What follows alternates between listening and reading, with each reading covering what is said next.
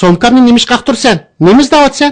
Hech nima. Fatima, qin degina, somkamdan nima olding? Ishongin, men bir narsa olmadim. Mendan so'ramay somkamni aqtiribsan. Bunda qilsang yomon bo'ladi. Mening boshqa niyatim yo'q. Bu qilganingning xato ish ekanligini bilmamsan? Sen dedim-ku, mening boshqa niyatim yo'q deb. Amsi nima uchun somkamni aqtirding? Boshqa maqsadim yo'q edi.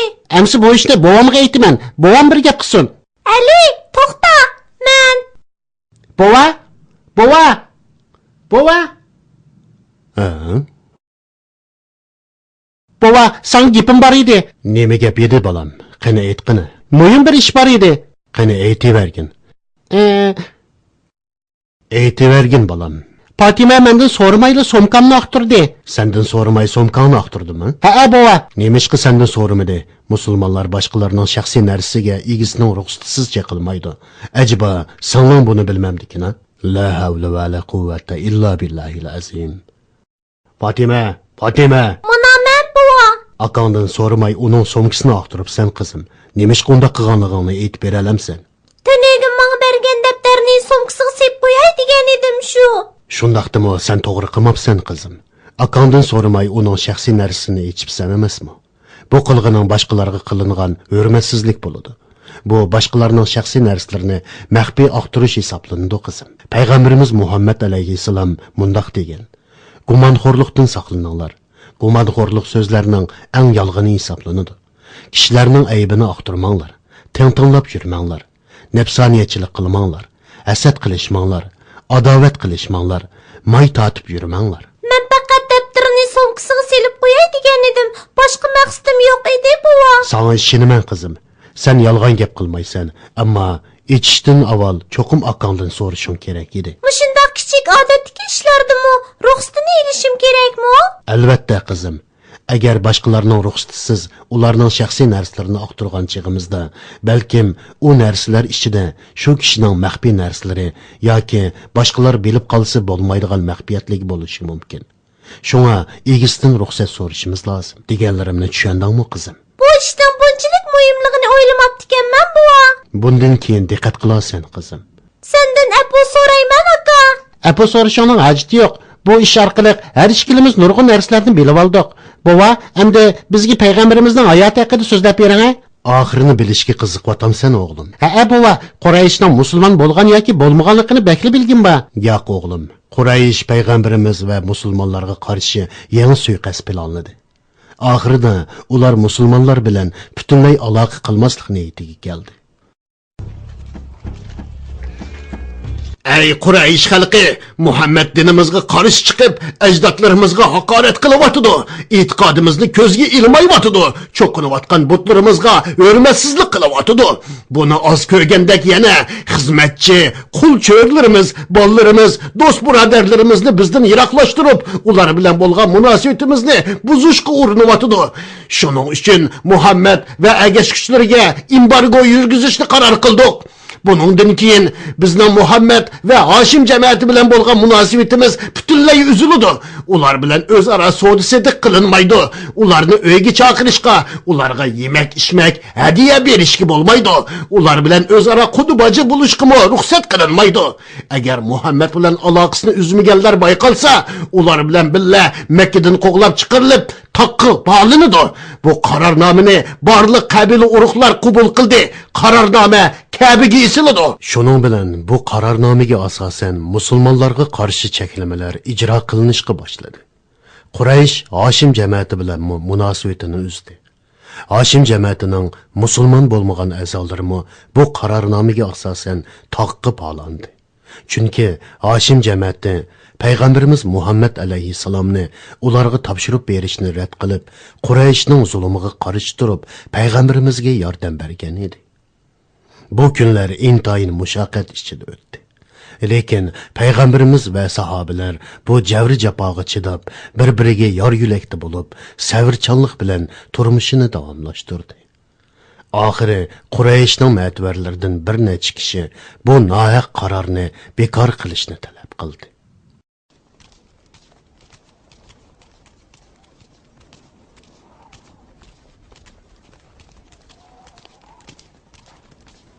Ey Hisham, ey Zuhayr, ishqinglar nima qilmoqchisizlar?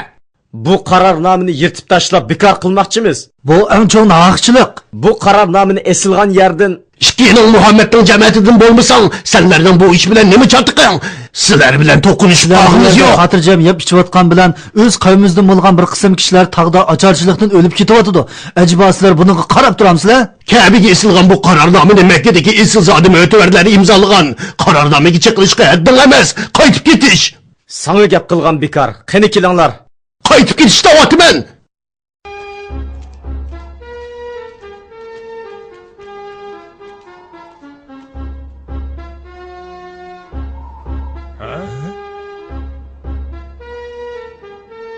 Mo'jiza talab qilayotgan edinglar. Mana mo'jiz degan ko'z oldinglarda turibdi. Qarornomani qurut yeb ketibdi. Hay Makkaning esilzodlari, kichikgina qurut sizlarni yangdi, g'ururinglarni yerga urdi.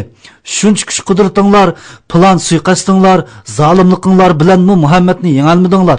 Mana isbot. Qaranglar, faqat birli so'z saqqapti. U so'z bismillahumma.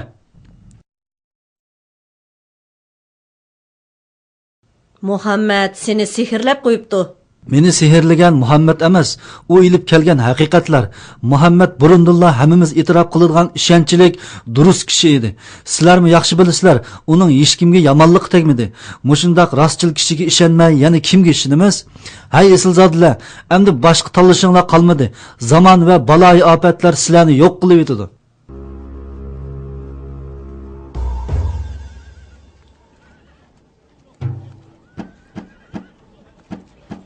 Mushundoq kulpatli kunlarning birida, ya'ni payg'ambarlikning 10-yili Muhammad alayhissalomning tog'isi Abu Talib kasal bo'lib yetib qoldi va iymon etmay turibla qazo qildi. Bir necha haftadan keyin payg'ambarimizning ayoli Xadicha onamiz vafot bo'ldi. Qayg'uli musibatlar kayni-kayindan keldi. Bu sababdan musulmonlar bu yilni qayg'u yili deb atadi. Bu vaqtda payg'ambarimizning Makkada tayindigan biror yaqini qolmagan edi. Oxiri payg'ambarimiz ona yurtini tashlab boshqa bir joyga ko'chib ketish qaroriga keldi. Chunki u bu shahardagi eng yaxshi ko'radigan ikki yaqinidan ayrilib qolgan edi. Quraysh uning ko'chishiga qarshi chiqdi.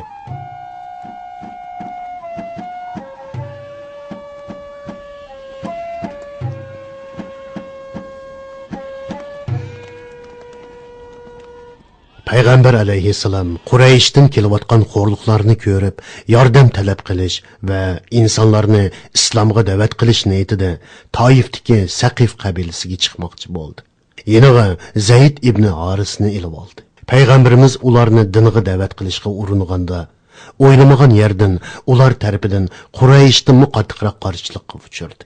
Ular bir qism nodon kishilar va bolalarni Rasulullohning yo'lini to'sib, tosh etishga kuch ko'rdi. Payg'ambarlikning 10-yili. Mana emsa. Bu yerdan ket. Darhol yo'q qilish. Mana. Payg'ambarimiz buninglik bilan tayanchsiz qolmadi. Bu vaqtda bu nodon kishilarning qilmishiga qarshi chiqqan toifliklar payg'ambarimizga yordam qildi. Keldingiz. Ismim Addas. Bu o'zimni birodaringga bergin. Bek charchab ketgandek qiladi. Payg'ambarimiz qo'lini qochiga uzatib, "Bismillah" dedi. Bismillahmi? Bu yurtning xalqi mundaq so'zlarni demaydi.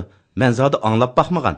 Payg'ambarimiz Addosdan, "Sen qaysi yurtdan? Dining nima?" deb so'radi. Men xristian dinida, Ninavay degan yerdan. Payg'ambarimiz, "Demak sen yaxshi odam Yunus ibn Mattaning shahridan chiqansan" dedi. Sen Yunus ibn Mattani nerdan bilasan? Payg'ambarimiz, "Yunus qarindishim payg'ambar edi. Menmu payg'ambar" dedi.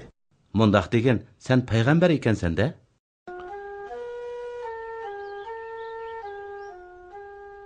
Bu vaqtda payg'ambarimiz Alloh taologa yolvorib, sabr va yordam talab qilib o'qildigan mono duoni qildi. Ey Rabbim, sen ojizlarning Rabbidursan va mening Rabbimdursan. Mehr shafqat qilg'uchisan. İnsanlar oldidagi kuchimning ojizligini va amalsizligimni iqror qilaman. Payg'ambarimiz bu ishlardan keyin Makkaga qaytishni qaror qildi. payg'ambarlikning 10-yili Makkaga qaytib kelib, Makkaga haj qilish uchun kelgan arab qabilalarini dinga da'vat qilishga boshladi. Bu ahvol 1 yil davomlashdi. Payg'ambarlikning 11-yili Yasriblik bir turkum kishilar bilan ko'rishdi. Ular islom da'vatini qabul qilib musulmon bo'ldi.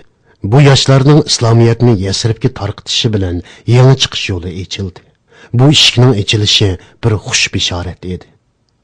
Bu vaqtda ko'p yil jafo mushaqqatga bardoshlik berib, zolimlarning azor kulpatlariga sabr qilganligi uchun payg'ambarimizni mukofotlagandekla Isro va Miroj voqeasi yuz berdi. Bismillahirrahmanirrahim. Subhanallazi asra bi'abdihi laylan minal masjidil haram ilal masjidil aqsa allazi barakna hawlahu linuriyahu min ayatina. İnnehu huves-semi'ul basir.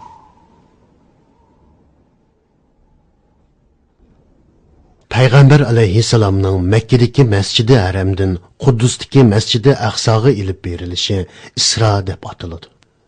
Miroj payg'ambarimizning Masjidi Aqsodan osmonga, ya'ni ma'naviy olamga chiqarilishidir. Bu ishlar faqat bir kecha ichida yuz bergan. Payg'ambarimiz Isro va Mirojni Buroq ismli uloqqa minib, Jibroil alayhissalomning amroligida elib borgan. Buroq haqida payg'ambar alayhissalom eshakdan kichikroq, kolidan cho'ngroq uloq edi. Surati bak tez edi degan. Payg'ambarimiz Isro va Mirojning nihoyatda qisqa bir vaqt ichida yuz berganligini aytgan. Halbuki bu davrdagi sharoitda Makkadan Masjidi Aqsoga berish uchun 1 oy ketadi. Payg'ambarimiz Mirojda boshqa payg'ambar va elchilar bilan ko'rishdi. Keyin Jibroil alayhissalom payg'ambarimizni osmonga ilib chiqdi. U yerda Alloh ko'rsatgan nurg'un mo'jizalarni ko'rdi. Bu kecha 5 vaqt namoz farz qilindi. Oxirida Jibroil alayhissalom payg'ambarimizni zaminga qaytirib akirib qo'ydi.